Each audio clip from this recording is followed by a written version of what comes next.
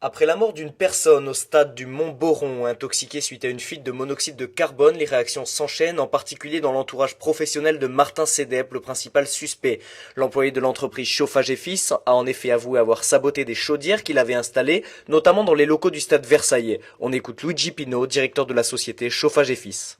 Tout ce que l'on peut, c'est surtout déplorer que ces événements et que ce drame ait apporté la mort à une personne. Une société gère son personnel, mais ne peut pas le gérer au-delà d'un certain moment. Par contre, ce qui est dommage, c'est que ceci ait entraîné, je dirais, des sabotages qui ont amené une mort d'homme. Aucune situation telle ne doit être acceptable. Je me sens forcément responsable dans la mesure où c'est un collaborateur de la société et que ça entache forcément l'image de la société des autres collaborateurs qui travaillent et qui n'ont pas de problème.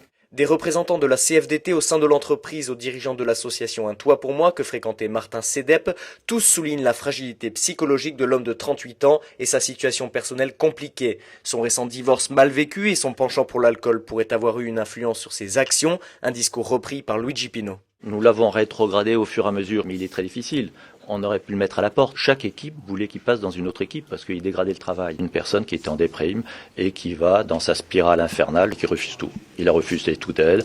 Il y a la médecine du travail qui nous avait prévenu, on le savait, mais qu'est-ce que vous voulez qu'on fasse? On ne peut pas le forcer à aller faire une cure de désintoxication ou de se remarier. Jacques Bonamy, représentant la CFDT, pointe tout de même du doigt les conditions déplorables de travail chez Chauffage et Fils, pour lui les principales raisons de la dérive de Martin Cédep. Nous, au niveau des conditions de travail, on n'est pas écouté, on n'est pas respecté. Et si effectivement, M. Cédep en est arrivé à avoir une action aussi difficile et aussi pénible, et même très très dramatique, eh bien, c'est en grande partie parce qu'il n'est pas écouté dans notre entreprise et parce que les conditions de travail sont difficiles, il y a de la pénibilité, il y a du stress aussi. M. Cédep, c'est un bon employé. L'entreprise a été très dure avec lui. Une enquête judiciaire a été ouverte en fin d'après-midi pour déterminer les responsabilités dans cette affaire.